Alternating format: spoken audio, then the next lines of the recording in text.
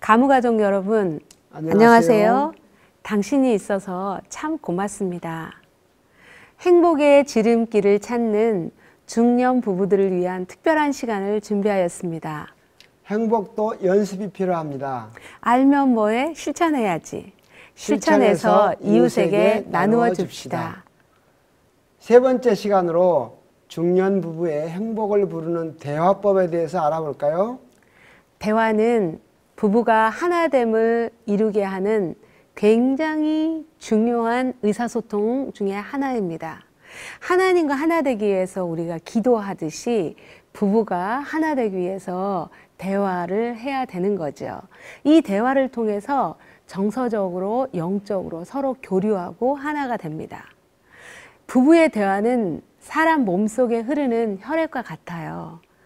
우리 몸에 피가 잘 돌아야지 몸이 건강하잖아요. 이 혈액이 잘 돌지 못하면 여기저기 쑤시고 아프고 불통되면 고통스럽듯이 우리 부부 사이에도 대화가 잘 되어야지 건강하고 친밀하고 행복한 부부관계가 될 수가 있어요. 그런데 서로 대화가 안 통한다, 답답하다, 소통이 불통이다 이렇게 되기 시작하면 부부 사이에 동맥경화가 일어나는 거하고 똑같아요. 다음과 같은 부부 대화를 하면 갈등을 증폭시키고 관계를 파괴시키는 대화법이에요. 여보, TV 그만 보고 나랑 얘기 좀 해요. 왜 또? 당신은 내가 쉬는 꼴 못 본다니까. 다 듣고 있으니까 말해요. 나를 봐야지. 나를 봐야지 내가 얘기를 할 거 아니에요. 또 꼬투리 잡는다. 내 귀는 다 듣고 있다니까. 듣기 싫으면 관둬요. 대화하기 싫으면 관두라고. 당신은 진짜 맨날 이래. 진짜 처음부터 끝까지 이런다니까. 항상 그런다니까 당신은. 내가 언제 항상 그랬어? 안 그러려면 한 번이라도 진지하게 내 얘기를 좀 들어본 적이 있어요? 가만히 있는 사람에게 또 싸움을 거네. 나무 돈 버는 일이 그렇게 쉬운 줄 알아요? 자기만 돈 버나? 집에 들어오면 TV도 마음대로 못 보게 해, 당신은. 그래요. TV랑 사세요. 살아요. 참는데도 한계가 있어요. 둘이 살면서 외롭게 사느니 차라리 혼자서 사는 게 더 나을 것 같아요. 그만둬요. 관두라고요. 결국 부부들은 진짜 하고 싶은 대화의 내용은 꺼내보지도 못한 채 마음의 문을 닫고 서로 상한 마음을 갖게 되죠. 대화의 태도나 방법을 우리가 배워서 익히면은 많은 문제들이 해결될 수 있습니다. 사실 내용보다도 그 방법, 어떻게 이야기하고 또 어떤 톤으로 말하고 어떤 자세로 말하고 이게 매우 중요한 일입니다. 통계청에 의하면 이혼의 44%가 뭔지 아세요? 저희 상담실에 와서도 그런 얘기 많이 해요. 성격 차이로. 성격이 안 맞아서 못 살겠대요. 그런데 실질적으로 성격 차이 때문에 힘들다는 그 부부를 상담을 해보면 그렇지는 않아요. 어떤 사람이든지 다 성격 차이는 있는 것이 당연한 거거든요. 이혼의 원인은 성격 차이가 아니라 둘 사이의 차이와 갈등과 문제를 어떻게 해결하는가, 그 대화를 어떤 식으로 하는가에 따라서 갈등이 증폭되기도 하고 해결해 가기도 하고 그렇거든요. 그래서 부부 치료사인 가트맨 박사는 이렇게 얘기를 해요. 이혼의 원인은 성격 차이가 아니라 대화하는 방식이 문제다라고 그렇게 얘기를 하거든요. 그래서 행복한 부부 관계를 만들기 위해서는 배우자의 성격을 바꾸려고 하지 마세요. 그 대신에 우리 부부 사이에 대화하는 방법을 배워가고 말하는 방법, 듣는 방법을 바꿔가는 것이 더 중요한 거예요. 상담실에 찾아온 많은 부부들이 대화가 안 돼서 힘들다고 하거든요. 그러면 대화가 안 될수록 둘이 서로 뭐 해요? 상처를 주는 말만 하고 말을 하다 보면 싸움이 벌어지고 그러다 보니까 입을 다물게 되어지는 것 같아요. 부부가 오래오래 살면서 이런 일이 반복이 되면 아예 뭐해요? 이제 너는 너, 나는 나 하면서 이렇게 보지도 않고 뭐해요? 입을 다물게 돼요. 놀랍게도 우리나라 부부간의 대화는 거의 이런 대화래요. 애들에 관련된 이야기거나 밥 먹었나 무슨 일에 관련된 얘기는 하는데요. 1분도 안 된대요. 그 얘기가. 그리고 둘 다 입을 다물고 중년으로 갈수록 이제 점점점 말이 없어지는 거예요. 그래서 이렇게 얘기하더라고요. 무슨 말을 하고 살아야 될지 모르겠다고. 말을 안 하면 점점 할 말이 없어지잖아요. 그런 부부일수록, 대화가 적어진 부부일수록 뭘 많이 본 줄 아세요? TV를 많이 보고요. 스마트폰 많이 보고요. 인터넷을 많이 해요. 다시 말하면 모든 인간에게는, 모든 부부에게는 서로 대화하고 싶고 소통하고 싶은 마음이 있는데 서로 부부간의 대화가 안 되니까 외롭잖아요. 그러니까 누구랑 소통하냐면 스마트폰하고 소통하고 TV랑 소통하고 인터넷, 기계랑 소통하고 있거든요. 그러면 그럴수록 마음이 외로워지거든요. 하나님께서도 하나님과 영적으로 대화를 하고 있는 그 아담에게 고독감이 있다는 걸 아셨어요. 그래서 그 고독감을 달래주려고 아내인 하와를 창조해 주셨잖아요. 그런 것처럼 부부 간에는 뭘 하기를 원해요? 서로 소통하고 그 소통을 하고 대화를 했었을 때 강한 친밀감을 느끼고 사랑을 느끼게 돼요. 여러분 그렇게 살고 싶지 않으세요? 대화란 서로 연결해주는 다리와 같은 역할을 하거든요. 네. 만일 이 다리가 없다면 몸 가까이 있다 해도 떨어져 사는 것과 같죠. 그래서 대화가 매우 중요한데요. 대화를 하기 위해서 먼저 필요한 게 있습니다. 걸림돌이 있어요. 우리가 네. 걸림돌이 있으면 넘어질 수 있잖아요. 대화를 넘어지게 하는 그런 걸림돌이 있는데요. 그 걸림돌을 먼저 이렇게 치워야 원만한 대화로 들어갈 수 있습니다.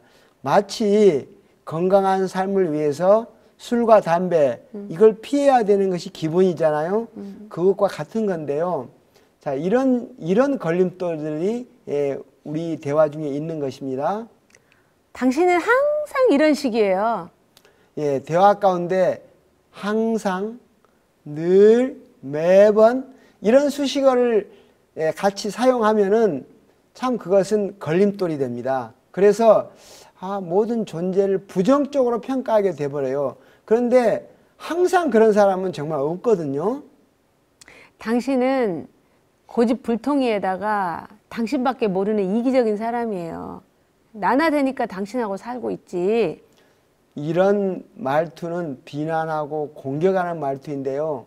대화하자는 게 아니라 뭐 하는 거예요? 싸우자는 이야기예요. 안 봐도 비디오예요. 그만해요, 그만해. 당신 하는 일이 맨날 그렇지 뭐. 내가 뭘 기대하겠어요. 이렇게 단정적으로 말하고 부정적으로 말하는 것, 대화하고 싶지 않은 걸림돌이 되어버립니다. 지나가는 개가 웃을 것 같아요. 당신 말은 들으나 마나야. 장로라는 사람이 그러고 있어? 비웃음과 모욕하는 말, 정말 함께 하고 싶지도 않죠. 당신 그렇게 말한 대로 되면은 내가 내 손에 장을 지진다, 장을 지져. 네, 이런 말투를 쓰면서 예언하고 경멸하는 말. 지금 저희가 보여줬던 이러한 말들은 대화를 막는 걸림돌이 되죠. 그런데 좋은 대화로 들어가기 위해서는 먼저 이 걸림돌을 제거하고 그 다음 대화가 이어지게 되는 것입니다. 부부가 서로 비난해버리고 지적하고 경멸하고 모욕하고 또 이렇게 충고하고 이런 걸림돌들이 있으면은 좋은 대화로 들어가기 전에 싸움이 돼버리고 말죠. 맞아요. 시작도 하기 전에 싸움이 먼저 되죠. 남편과 아내의 마음이 서로 소통하고 대화를 잘 하려면 어떻게 해야 될까요? 먼저 말하는 것부터 잘해야 될까요? 아닙니다. 대화의 기본은 듣는 것입니다. 조금 전에 들려드렸던 그 걸림돌을 스탑, 멈추시고 이제는 듣기부터 하셔야 되는 거예요. 참 듣는 것은 쉬운 일이 아니에요. 많은 훈련이 필요해요. 말하는 것보다 훨씬 어려워요.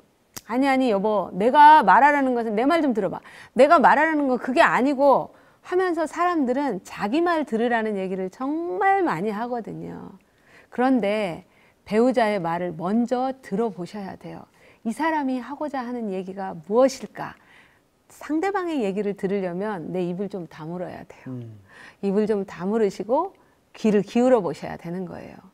야고보서 1장 19절에는 내 사랑하는 형제들아 너희가 알거니와 사람마다 듣기는 어떻게 하고 속히 하고 말하기는 어떻게 하고 더디하라. 성내기도 더디하라 라고 얘기를 하고 있어요. 또 듣는 자세도 아주 중요합니다. 모두 운동을 잘하려면 좋은 자세가 기본이라 하잖아요. 몸을 돌려서 배우자의 눈을 이렇게 쳐다보는 것입니다. 네. 그 행동은 나는 당신의 말에 집중하겠습니다. 라는 이런 의사표시가 되는 거죠. 그 다음에 관심을 집중시키고 TV나 스마트폰, 신문을 보면서 대화하는 게 아니고 상대에게 집중하면서 상대에게 시선을 두면서 이렇게 대화를 시작한다면 여러분의 배우자는 그 관심에 고마워할 것입니다. 잘 들어주는 사람에 대해서 마음의 문을 열게 되죠.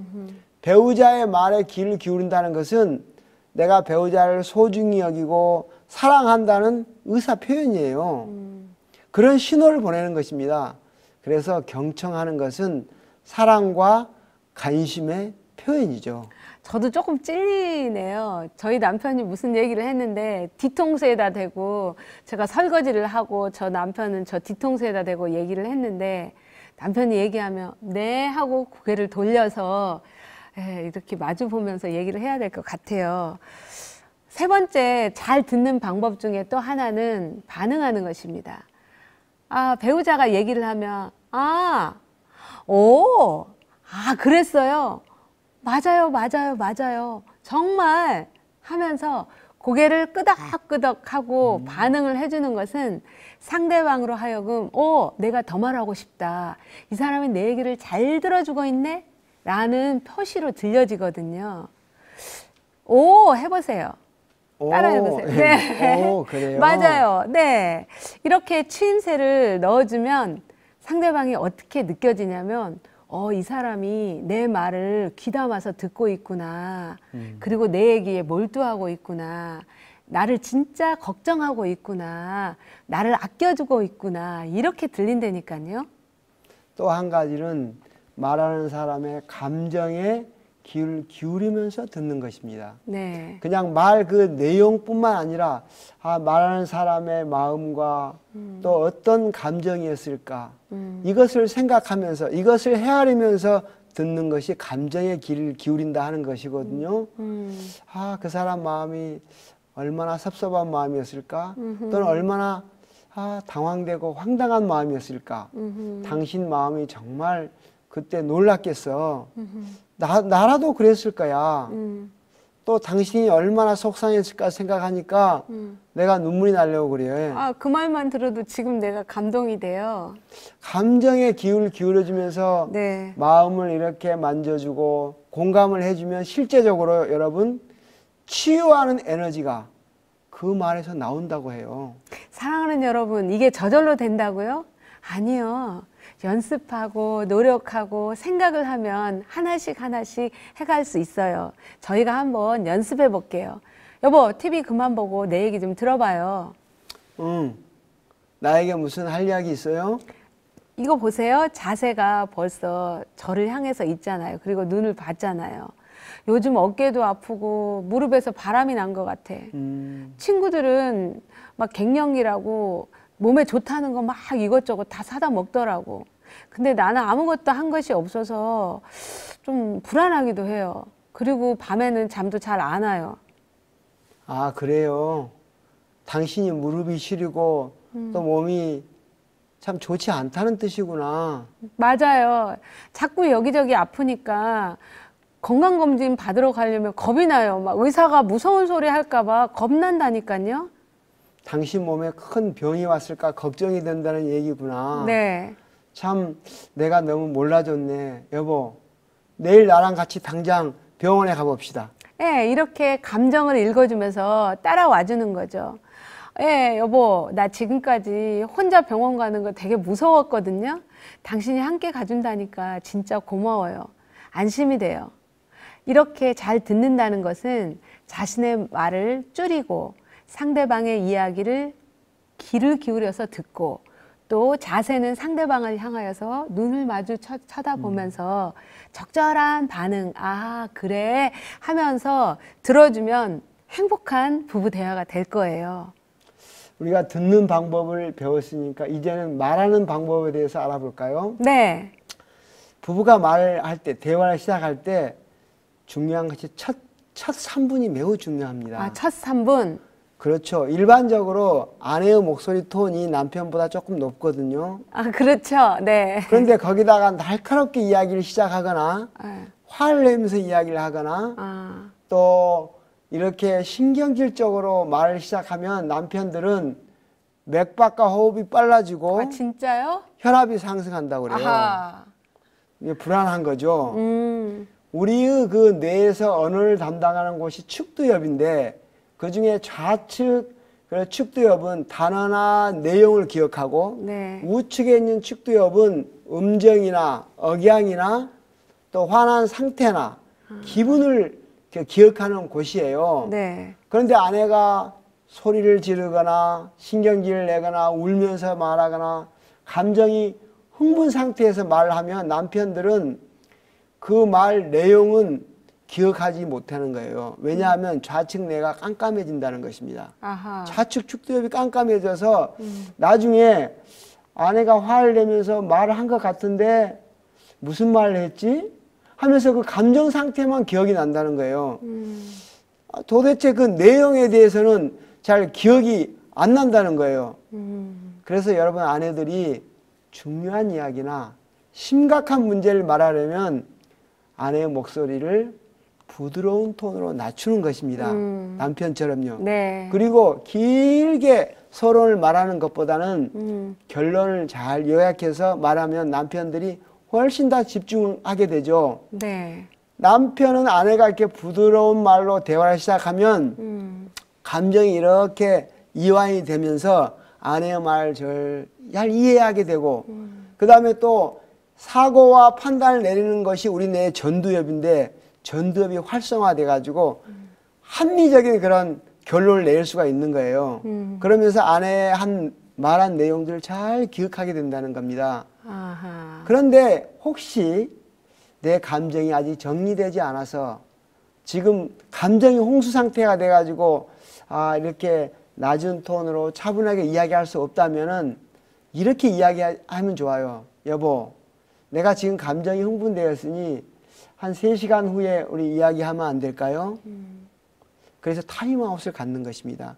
그러면서 그 시간에 산책을 하거나 운동을 하거나 또 에너지를 이렇게 쏟고 나서 감정이 이렇게 다운된 상태에서 이야기를 시작하면 훨씬 더 좋은 결과를 부부가 가져오게 되는 거죠. 제가 성질이 좀 급해가지고 막 그냥 몰아붙이듯이 말했는데 아무 효과가 없더라고요. 그리고 막 제가 막 흥분을 하면 목소리가 엄청 커져가지고 막 얘기를 하고 저는 그것을 남편에게 더 세고 더 강하게 얘기해서 내 말 잘 알아들어라 하는 뜻으로 했는데 오히려 효과적이지 않았던 것이 이제 알 수 있을 것 같아요. 아무런 기억이 나질 않아요. 아, 그렇구나.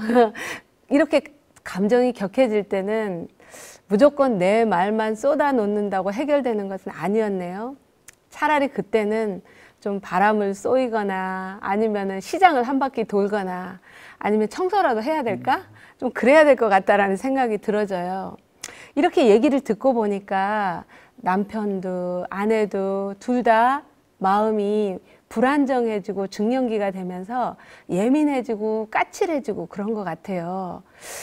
그러고 보니까는 참 내 마음도 힘들었지만 남편 마음도 많이 힘들었구나라는 생각이 들어집니다. 그래서 괜스레 마음이 짠하다. 이 사람도 참 힘들겠다라는 생각이 들어지네요. 잠언 15장 23절에 사람은 그 입의 대답으로 말미암아 기쁨을 얻나니 때에 맞는 말이 얼마나 아름다운고라고 기록되어 있어요. 정말 우리 사이에 기쁨이 왜 없을까? 나이가 들수록 웃을 일이 없어진다라는 얘기를 참 많이 하는데 자녀들이 다 떠난 다음에 외롭고 쓸쓸하다, 공허하다라는 얘기를 많이 하는데 대화할 것도 없고 말할 것도 없다라고 얘기를 하는데 그러면서 TV 앞에서만 앉아 있는데 그런 쓸쓸한 중년이 아니라 서로의 합당한 얘기를 하면 기쁨이 여기서 온다라는데 그걸 하지 못하고 우리가 살았네요. 남편들도 이래줬으면 좋겠어요. 아내가 때로는 감정이 격해져서 울면 왜 울어? 왜 우냐고 하면서 오히려 성질내거나 혹은 방문을 닫고 차 타고 나가버리거나 이렇게 하지 말고요. 당신 많이 힘들구나 하면서 등을 토닥토닥 요것만 해줘도 되게 좋겠다라는 생각이 들어져요. 이게 얘기를 들어주는 마음일 것 같아요. 두 번째로 말을 할 때 왜? 당신은 왜? 당신은 이런 말을 자주 사용하면 공격적으로 들려요. 듣는 사람이. 그래서 상대방도 뭐예요? 방어적이 되고 공격을 하려고 합니다. 다음과 같은 대화를 하면 이제 서로 싸움의 대화로 가는 거예요. 여보, 내가 여러 번 전화도 하고 문자도 보냈는데 왜 당신은 전화도 안 받고 왜 당신은 문자도 안 해요? 내가 밥 먹을 시간도 없이 얼마나 바빴는지 알아? 하기야, 집에서 노는 사람이 알 게 뭐야? 뭐 내가 집에서 논다고? 당신 전화기는 뭐 타러 들고 다니는데 당신은 날이면 날마다 전화기를 품고 살잖아요. 아이고, 내가 당신처럼 전화기로 놀고 있는 줄 알아요? 나는 이 스마트폰으로도 다 업무하는 중이라고, 일하는 중이라고. 아이고, 스마트폰으로 일하기는 웃기고 있네. 대화하다가 자주 다투시고 대화가 안 된다고 하시는 분들은 아마 이런 식의 대화를 많이 하셨을 거예요. 당신이라는 사람은 왜? 이런 말을 하면 할수록 상대방을 탓하는 얘기가 되고 비난하는 말이 되어서 싸움을 거는 대화가 되는 거예요. 왜 우리는 말만 하면 싸우지? 왜 우리는 대화한다고 해놓고 꼭 끝에 가서 싸우지? 이런 패턴으로 하면 대화가 아니라 싸움인 거거든요. 이제는 당신은 이런 얘기보다는 나는 이렇게 느꼈어요. 이렇게 말을 하시면 좋아요. 왜 이렇게 말하지 말고요.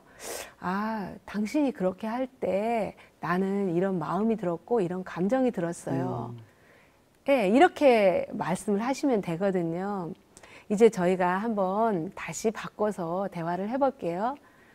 여보, 내가 전화도 하고 문자를 하고 그렇게 했는데 왜 당신은 내 전화도 안 받고 또 통화도 안 돼요? 이렇게 말하는 것이 아니라 전화하고 문자를 했는데 통화 안 돼서 내가 얼마나 걱정이 되는지 아세요? 난 무슨 사고 난 줄 알았어요. 아, 내가 미처 확인을 못했어요. 당신 걱정이 많았구나. 이렇게 자신의 감정을 말하고 상대방을 향하여서 쏘아붙이지 말하지 않으면 공격받았다고 생각하지 않기 때문에 그 다음 대화가 편안하게 되는 거예요. 그 다음에 세 번째 말할 때 배우자에게 자주 고맙고 감사한 이야기를 표현하는 것입니다. 이것을 기쁨의 나 전달이라고 하는데요. 우리는 이런 얘기 진짜 많이 하거든요. 진짜 당신 때문에 못 살아. 나 못 산다고. 못 살아. 진짜 이런 얘기 진짜 많이 하거든요. 힘들어 죽겠어. 내가 이 나이 돼서 내가 당신 만난 거 진짜 내가 후회스럽다. 뭐 이런 얘기 진짜 많이 하거든요. 이런 이야기 들으면 참 가슴이 무너집니다. 네, 그런데 배우자의 가슴을 무너뜨리지 마시고요. 이제 이런 얘기를 말하는 건 이런 얘기를 하는 거예요. 생명을 살리는 이야기거든요. 못 살아, 힘들어 그렇게 하는 것이 아니라 당신의 이러이러한 점이 굉장히 나를 힘나게 해요. 행복하게 해요. 살맛나게 해요. 기뻐요. 이렇게 표현하시는 것입니다. 또한 배우자에게 뭔가를 요구하려면 남편의 이러이러이러한 것은 굉장히 좋아요 라고 표현을 하시면서 아, 내가 당신을 비난하는 게 아니고 이렇게 변화해 줬으면 좋겠어요 라고 표현을 해주면 훨씬 더 배우자가 내 얘기를 잘 들어줄 수 있는 것입니다. 그래서 말을 할 때는 처음 시작할 때 부드럽게 시작하는 것이 매우 중요하다고 말씀드렸죠. 네. 그 다음 당신은 이렇게 공격적으로 하는 것 그렇게 하지 마시고 나는 이렇게 나의 마음을 이렇게 또 표현해 주시고요. 그다음에 당신 왜 이렇게 말하는 것보다 네. 내 마음은 이랬어요. 나는 지금 이런 생각을 해요. 이런 감정이에요. 이렇게 표현해 주는 것이 참 중요합니다. 자, 세 번째는 배우자가 잘한 거에 대해서 당연한 것이 아니고 네. 그 잘한 것은 당연한 것이고 못한 것만 자꾸 지적하면은 모든 사람들이 대화를 이렇게 문을 닫게 됩니다. 그래서 항상 고마운 마음을 또 감사한 마음을 자주 표현해 주는 것이 우리의 부부관계에 있어서 아주 중요합니다. 변화시킬 수 있는 것은 오늘부터 한 가지씩 실천해 봅시다. 우리가 건강을 위해서 매일 새끼 밥을 챙겨 드시잖아요. 그렇게 하듯이 배우자에게도 새끼 밥 아주 중요하게 하듯이 고맙고 감사한 이야기를 하루에 3번씩 표현하고 연습해 보면 참 좋겠습니다. 여보, 네? 오늘 당신이 끓여준 된장국을 먹으니 입맛이 다시 살아났어요. 요즘에 입맛이 좀 없었거든. 당신은 점점 음식 솜씨가 좋아지는 것 같아. 정말요? 너무 고마워. 네. 아내도 얘기하겠어요. 음식물 쓰레기 냄새 나잖아요. 버려줘서 정말 고마워요. 당신같이 자상한 사람은 없는 것 같아요. 내가 참 결혼을 잘한 것 같아. 고마워요. 여러분도 매일 연습해 보세요. 배우자가 해준 것이 너무나 남편이니까 아내니까 당연하다고 생각하지 마시고요. 표현을 해보세요. 행복도 연습이 필요합니다. 알면 뭐해? 실천해야지. 실천해서 실천해서 이웃에게 나누어 줍시다.